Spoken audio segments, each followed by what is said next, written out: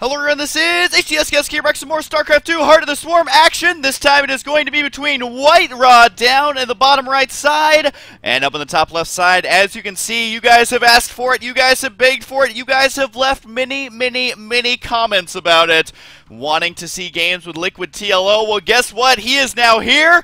And he's up at the top left side. It's going to be Liquid TLO, so it will be a PvZ.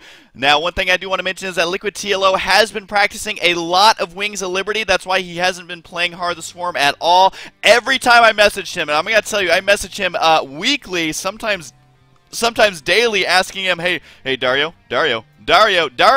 people want to see you play Heart of the Swarm. He said, Husky, I love you. I love your fans, but I have a lot of upcoming tournaments for Wings of Liberty, so I have to practice that. However, with Heart of the Swarm coming out so soon, it's only a couple months away, it's time for them to start playing Wings of Liberty. So we shall see exactly what happens, but I'm kind of curious to see exactly how TLO plays this. Now, my prediction for TLO is that he is going to use the new units. He's got to try and figure out how to use them in creative ways, and he is going to be one of the players who uses the new units for the longest. That's just based on what I know about TLO, and what I know about TLO is that he loves being creative, and especially, I mean, when the beta came out for original Wings of Liberty, the original Starcraft, he did just that. He was using nukes, he was using early ghosts, he was doing all sorts of stuff. Of course, now he plays Zerg, which is definitely a thing. He has switched back and forth between Terran and Zerg quite a bit, although he has been Zerg for quite some time. He is going to be going for hatchery first here, which is a pretty risque maneuver. It's like he's wearing lingerie or something. That's how risque it is, as getting this first versus Protoss can be very risky. And I gotta admit, I have seen WhiteRa block mini and early expand with those probes. And yes, he can sit here and zap it all day, but he is never going to be killing out this hatchery at all.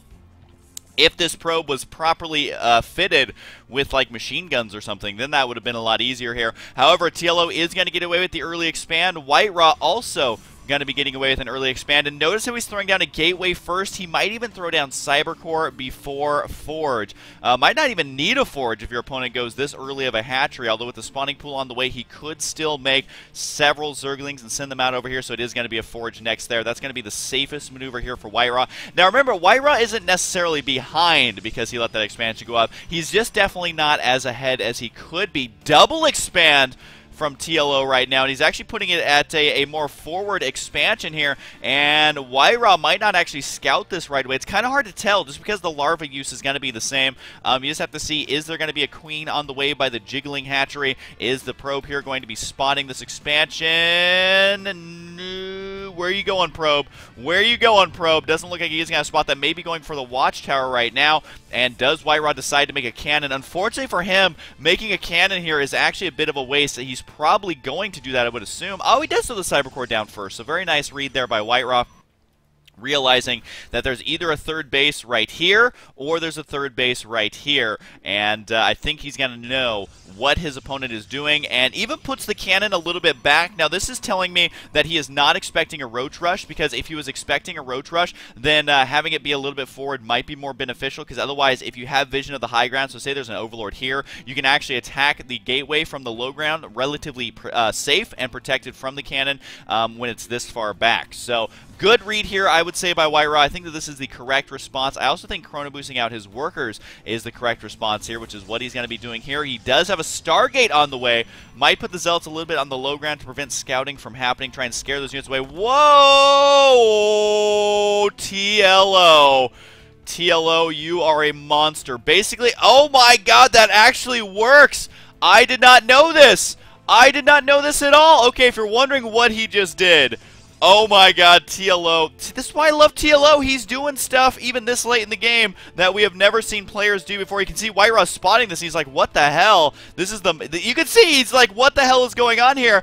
Alright, so he moves out with a hatchery. He plants the hatchery. He cancels the hatchery, and for some reason, I have no idea why Blizzard has done this, but it's been in there since the beta of the original game. When you cancel a hatchery, it leaves a tiny bit of creep for just a moment, and you can plant a creep tumor on it. Now, normally, what players do is they cancel the hatchery, and then they build an Evo chamber to block an expansion. However, that's not what he did at all. He planted the creep tumor there. This is super hot. I'm super excited. You should be excited. WhiteRa probably not excited because now TLO's creep spread is going to be even more brutal. Keep in mind that TLO is already kind of known for his creep spread. He was able to practice with some of the best in the business like Rhett, where their creep spread is literally bonkers. And now this is just so bonkers that it should be a children's daytime cartoon because it is going to be knocking at the front door, I think, of WhiteRa here pretty soon. So anyways, that is freaking awesome. I recommend Zerg players kind of toy around with that because 75 minerals to get that kind of map vision and that kind of map movement is by far and away worth it. You don't even have to sacrifice the drone. But I can't believe that. This is what I love about StarCraft 2, is that you're always seeing new things being used no matter how long the game's been out. You're going to see the metagame constantly evolve. Spore Crawler is in position now for TLO to try and delay this harassment from happening. A Stalker here, man. This is like a kid in a candy store. Why am I making so many kid references? That's kind of creepy. But Stalkers here are going to be activated with the Oracles here. Going to be doing lots of damage. Keep in mind they do additional damage versus light units. And even though Queens don't count as light units, they're still going to take a lot of damage here. So TLO, does manage to kill off one of the Oracles. If he can kill the other Oracle, that would be huge. And he might actually save all these Queens. Does he have enough for Transfuse? Not quite yet. That Queen's only got 1 HP. It does go down. But I don't think that was enough damage here for WhiteRa to really warrant that attack. However, this is what I'm talking about, is we're seeing these new timings that players are using. Here's a real Phoenix here to be the Overlord Hunter. But we are seeing lots of new early game timings that Protoss can use, where you use the Oracles mixed in with Stalkers. And you can see how with a couple of Zealots, how with a Miss Micro from TLO, and the timing being refined a little bit, that build can be devastating. Looks like that Zergling will get taken out there. Keep in mind that these rocks have not been cleared out, so if TLO does manage to get a decent timing here, we'll be able to kill off the third base right now. But either way, looks like WhiteRa going to be moving out with the Overlords. He is up to 1 kill now. He is going to have to kill off several more, though, to kill... Oh, does do that. So the tower there, not going to be grabbed. My God, Zerglings have a lot of blood inside of them. But look at this. The Creep Tumor still pushing all the way through the center of the map. Absolutely ridiculous. I got to say, I love this from TLO. And this is why I love TLO, just because he's crazy sauce. We do have 2 Stargates on the way inside this basically barren main base because he's been building everything else at the expansions. Surprised to see him not... Oh, I was going to say, surprised to see him not use the cannons on the rocks, but that's exactly what he's going to be doing right now. Probes, you had better get through there because the pass is about to close, as those probes could get crushed by these rocks if they do fall on top of them, which that would actually be hilarious. And if you're wondering where these probes are coming from, he does have both of his Nexus rallied down there, which is actually the way that I prefer to do it. And, oh, probes, you got to be careful, man. Oh, I think it's going to collapse before these probes get over here, but that would be hilarious if it collapsed and killed a probe.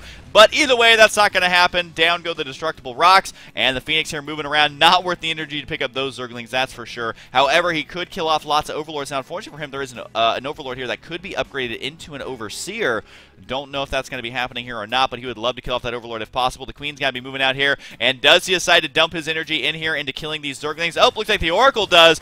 Down goes the energy on the Oracle, and look at how quickly it'll kill those Lings. Very, very quickly. Does decide to try and kill off these Queens. I don't know if this is a battle he can actually win here, just because with so many transfuses, and the Oracle will get taken out here. WhiteRa is being very creative with his army, but he just doesn't have enough units at this point to kill off anything substantial. Yes, he killed 1 Queen, but he lost an Oracle and another Phoenix there at the very last second to make that happen. So WhiteRa, though, being so aggressive, and I gotta say, this is refreshing. This is like the Sound of Music, like that scene when she's singing in the hills and twirling her arms. That is what it reminds me of, because Protoss players, they get too content sitting back, they get too content going for the big death ball, and then they end up losing in the late game. Whereas WhiteRa is saying, you know what, I've already done 2 attacks, I'm going to try a third here, although TLO going to be using this this early creep spread here to great effect, I would say, with these swarm hosts now. Now, we do have Void Rays on the way for WhiteRa, so if he gets detection, that is going to be huge. Does he decide to chase down these Queens? Looks like TLO might have some difficulty in saving this expansion. The Void Rays over here, they do activate their prismatic alignment here, but unfortunately they're not attacking armored units. That's where they're going to be doing the additional damage. And WhiteRa, unfortunately, just cannot catch a break. His timings are good, but his unit composition just is slightly off of what it should be, although right now he's getting a little bit of momentum on these Queens, has just enough energy to pick up 1 more Queen. But TLO has made so many Queens.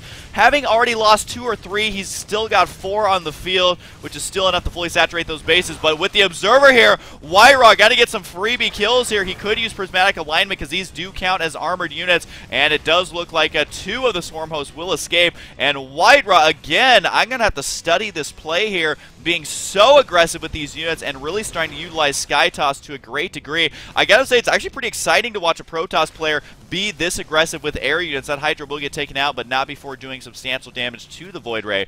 And with more Hydras on the way, TLO is having to spice up his tech a little bit because pure Swarm Host is not going to be enough, especially with carriers on the way. You've got to get something out that can either deal with the interceptors or deal with the carrier itself. So that's going to be either Hydras or it's going to be Corruptors. Right now, it looks like the choice is Hydras, which are very good at taking out those interceptors. Also very good at taking out Void Rays and Phoenix. Yes, Phoenix do additional damage versus Hydralisk, but if there's so many Hydras you can't pick them all up, then those Hydras are going to have a heyday. And speaking of a heyday, it is Locust time, as these Locusts got to be moving out right now. Queen's continuing the creep spread, so even though WhiteRa able to clean up a little bit of that mess, well, TLO is back, and he is ready to party, man. And unfortunately, these are not your fun college parties. These are your annoying, I don't know what other kind of party it would be. The Swarm Host Kill You party, which definitely doesn't sound fun to me. It does look like these rocks are going to get taken out. The Observer gets taken out, but it's already seen everything it needs to. WhiteRa trying to make some cannons here in desperation, but if he does not get out all these carriers right here, right now, he's going to be in a world of hurt. He has no way of dealing with these Locusts in a straight-on battle because the Hydralisk can take out everything else, but the carriers should be able to help out. And look at how much damage these guys do. They're going to time out before they even die. There's the Photon Overcharge. The Locust continuing to stream on through here, and I don't know if it's good or bad that he's allowing them to go in one at a time. Either way, he's going to be doing substantial damage. If you're wondering why he's building Evo Chambers here, it is for the Vipers because they can eat up those Evo Chambers, and I believe that the Evo Chamber is the most cost-efficient building you can make as far as sucking up the health of that building into energy using the Consume ability. But look at this, the Locusts have already broken through. They're going to be doing lots of damage here, and even with carriers in position, again, I mean, the Locusts are just going to be doing substantial damage. The Hydra's going to be counterattacking over here. How often do you see Hydra counterattacks? Well, I feel like a lot when you're watching TLO. I don't know if he has the muscular augments just yet, but he is going to be going up here and getting lots and lots of damage thrown out, and it does look like this expansion may get taken out. Although the Void Rays got to be moving out here, might actually be able to kill off these Spore Crawlers, but there's the Yoink Micro that we all know and love. Got to be pulling those Void Rays forward, although notice how he's focusing down the Swarm Host as best as he can. Looks like he's focusing down Queens now, but with the carrier here, he should be able to do substantial damage. No, he's only got 2 interceptors on this carrier, and where are they? I don't even see them. Looks like all the interceptors got killed there, currently at 0. So it does look like WhiteRa having a lot of trouble dealing with this. Even though he is going Sky Toss, he's still losing a base. Might lose his second base here if he's not careful.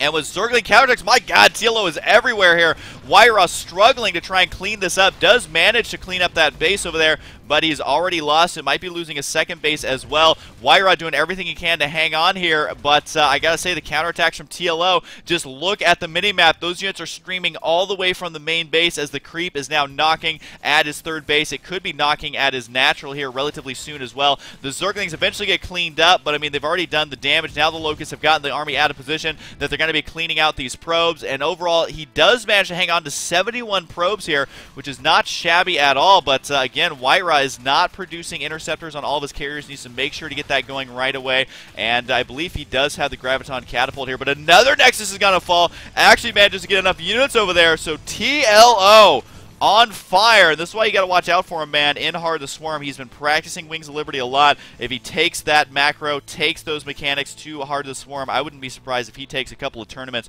right at the launch of the expansion. 2-2 upgrades done, 3-3 on the way. Even Adrenal Glands on the way at this point, because why not? It's such a good upgrade. He's so far ahead, and the Probe Massacre there. How many probes has he whittled it down to? Still 63. Now, 63 is a manageable number. This is a number of probes that WhiteRa can still win with, but it is getting dangerously close to the point of no return as the probes forced to transfer away as this army is getting into position. The probes actually joining in on the battle. The cannon's got to be finishing up here just in time. Can the carriers do the damage they need to? Down goes one. The other carrier will surely fall. This is so many Hydralisks, and with no Colossus on the field to deal with it, TLO is just going to hit his stride. He is making, what was that, over 20, 30 Hydralisks at this point. Got to be on the field here. And I don't think there's any way that WhiteRa can actually deal with this with his Sky Toss ability. And I gotta say, Sky Toss is actually really good versus Zerg because Broodlords are worthless. Ultralists obviously not going to be doing anything, so you have to rely primarily on Hydras and Corruptors. So if you allow that Protoss to get the death ball of air units, it can be near impossible to stop. However, TLO's build was just so good, it was so aggressive that he was never able to do anything. You can see the carriers here are running out of interceptors. They can't even build interceptors fast enough to deal with this army. And there's the GG from WhiteRa. TLO I can't even list the awesome things he did in this game. He did the proxy creep tumor, which I don't think I've ever seen. He did the getting out the swarm hosts very quickly. It wasn't a swarm host rush, but he did get them out very quickly and use them to great effect. He used a lot of Hydralisks. Did he ever get the muscular augments? He might still be learning the game. Where is that Hydroden? Let's see. Here we go. Hydroden, where are you at, buddy?